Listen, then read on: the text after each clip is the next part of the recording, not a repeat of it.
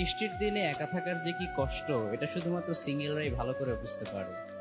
এই তো বাইরে এখন বৃষ্টি হচ্ছে, তাই না? বৃষ্টির এক একটা ফোঁটা সিঙ্গেলদের হৃদয়ে বুলেটের মতো প্রবেশ করছে। বৃষ্টির দিনে ওয়াইফ আমার জন্য খিচুড়ি রান্না করবে, অমলেট রান্না করবে, একটু গোশতের ভুনা করে আমাকে খাওয়াবে। বৃষ্টির এই রাতে দুজন দুজনকে জড়িয়ে আমরা ঘুমিয়ে থাকবো। কি একটা ফিলিংস! এরকম হাজারো ফ্যান্টাসি শুধুমাত্র একটা চাকরি না পাওয়ার কারণে বাংলাদেশের অধিকাংশ যুবকরা পূরণ করতে পারছে না। আমার বয়স 32, একটা বিয়ে করতে বললাম না আমি এখনো পর্যন্ত কি নাই সাহেব। আমার সোফা আছে, ওয়াশিং মেশিন আছে, আমার পিছনে আলমারি আছে সাহেব, কিন্তু একটা বউ নাই। একটা বউয়ের অভাবে আমার জীবনটা সাহেব। আপনি প্লিজ আমার জীবনের জন্য একটা মেসেজ ড্রপ করেন যে আমার জীবনে কোন মেসেজটা ড্রপ করলে একটা বউ আমি পাবো সাহেব।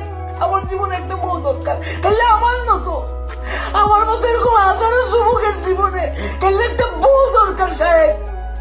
সাহেব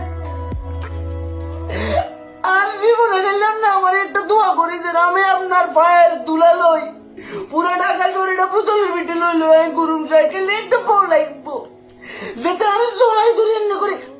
কদিন পরে বাড়ি সেটা মামলা করব সাহেব। এটা আয়া পদ্মা ছায়া বেলা বুঝতে আছে সব ধ্বংস। এ বালির সরাই দেখতে দেখতে সাহেব আজ জীবন তেমা তেমা হয়ে গেছে, কই আংরা আংরা হয়ে গেছে সাহেব।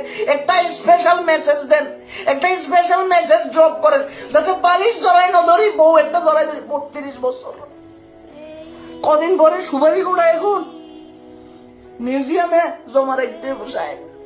আপনি প্লিজ একটা স্পেশাল মেসেজ ড্রপ করেন সাহেব। আর ভাবতেছি না হাজারো সিঙ্গেল প্লামেন্ট মেনশন দয় কোনে রে, যাদের জীবনে এরকম একটা বালিশ আছে, বালিশ সিঁড়ি, কদিন পরে বালিশের কথা বলবো।